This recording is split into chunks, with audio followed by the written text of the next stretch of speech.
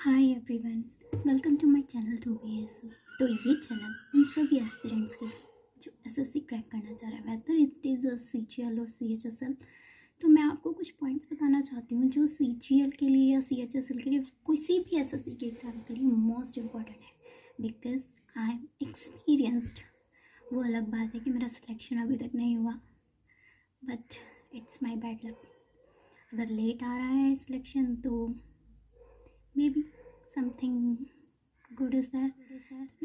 Number one point है कि आपको एसएससी क्रैक करने के लिए कंसिस्टेंट होना बेहद ज़रूरी है। कंसिस्टेंट मतलब आपको डेली के अपने शेड्यूल बनाने हैं, डेली के टारगेट फिक्स करने हैं और till the end of the day आपको वो टारगेट अचीव कर कर ही सोना है।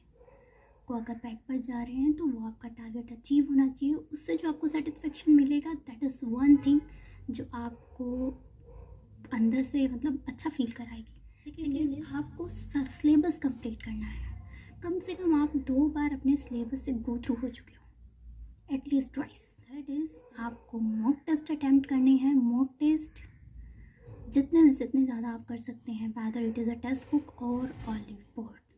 बट आपको टेक्स्ट बुक या ऑलिव बोर्ड क्या कोई भी मॉक टेस्ट आप दे सकते हैं। मॉक टेस्ट देना बेहद ज़रूरी है, उतना ही ज़रूरी है जितना सिलेबस को कंप्लीट करना है। और fourth, practice more and more. जितना आप प्रैक्टिस करेंगे उतना आपकी स्पीड इम्प्रूव होगी और स्पीड ही आपके एग्ज़ाम में आपको हेल्प करती है। मैथ और रीजनिंग में तो स्पीड बहुत ज़्यादा इंपॉर्टेंट हो जाती है। एनालिसिस, आपको खुद को एनालिसिस करते रहना है टाइम टू टाइम कि आप कहाँ स्टैंड कर रहे हैं। जहाँ आप स्टैंड कर रहे हैं क्या आप क्रैक कर सकते हैं? तो चलिए अब बात करते हैं कुछ बुक्स जो आपको करनी ही चाहिए। इंग्लिश के लिए the one of the best, everyone knows about it, the Paramount Neetu Singh की इंग्लिश की जो बुक है वॉल्यूम 1, वो बेस्ट है। आपका उसमें से ग्रामर पोर्शन प्लस वो कैप सब कवर हो जाती है। मैंने सिर्फ इंग्लिश के लिए एक ही बुक प्रेफर करी थी, वो थी नीतू सिंह। अगर आप प्रैक्टिस करना चाहते हैं आगे तो आप प्रैक्टिस के लिए प्रीवियस ईयर क्वेश्चंस पेपर के लिए आप पिनाकल खरीद सकते हैं इंग्लिश का, जिसमें टायर 1 टायर 2 दोनों के ही आपके वहाँ पर आपको कवर हो जाएंगे। अब बात कर लेते हैं मैथ की। तो मैथ के लिए आप क्या करेंगे?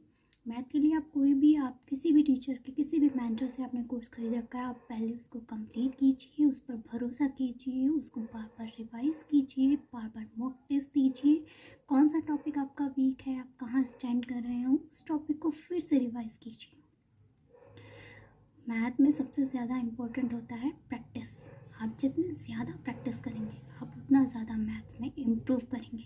रीजनिंग के लिए अगर आप किसी टॉपिक में वीक हैं तो आप रीजनिंग को आप फ्री यूट्यूब चैनल से भी कर सकते हैं। और रीजनिंग के लिए आपको बस जस्ट प्रीवियस ईयर क्वेश्चंस लगाइए एक बार सिलेबस कंप्लीट करने के बाद, रीजनिंग तो आपका वहाँ से कवर ही हो जाएगा।